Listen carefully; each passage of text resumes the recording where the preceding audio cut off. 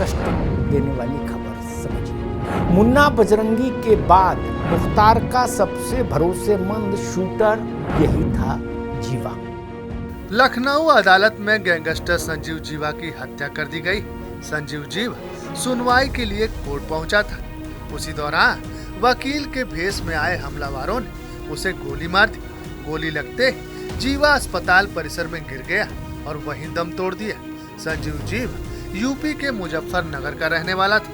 वो फिलहाल लखनऊ की जेल में बंद था। उसे गैंगस्टर से नेता बन मुख्तार अंसारी का करीबी बताया जाता है। इसके जो मालिक थे, डॉक्टर थे, उन्होंने कहा कि भाई फलाने को हमने रुपया उधार दिया था, वो रुपया लौटा नहीं रहा, जरा जाओ देखे आओ, दे तो ले आना। जीवा उस दिन गया और जब लौटा, गया तो था कंपाउंडर के रूप में, जब लौटा तो अपराधी हो चुका था, पैसे ले आया। पर वो कैसे मुख्तार का करीबी बना, कैसे मुन्ना बजरंगी की तरह वो मुख्तार का खास हो गया। 90 के दशक पूर्वी उत्तर प्रदेश से लेकर पश्चिमी यूपी तक मुख्तार अंसारी, ब्रजेश सिंह, मुन्ना बजरंगी, बदन सिंह बद्दू और भोला जाट जैसे माफियाओं का दबदबा था। उस वक्त संजीव जीवा अपने छोटे से गैंग को ऑपरेट कर लोगों का ध्यान अपनी ओर आकर्षित करना चाह रहा था। जीवा के दिल में अब पूरे राज्य में अपना परचम लहराने का सपना था।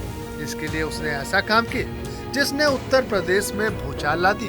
संजीव जीवा ने उस बीजेपी नेता की हत्या कर दी जिसने कभी पूर्व मुख्यमंत्री मायावती की जान बचाई थी। अपराध यात्रा शुरू हुई और फिर कितना खतरनाक था इसका अंदाजा इससे लगाइए कि उसने कुछ दिनों बाद अपने डॉक्टर का ही अपहरण कर लिया।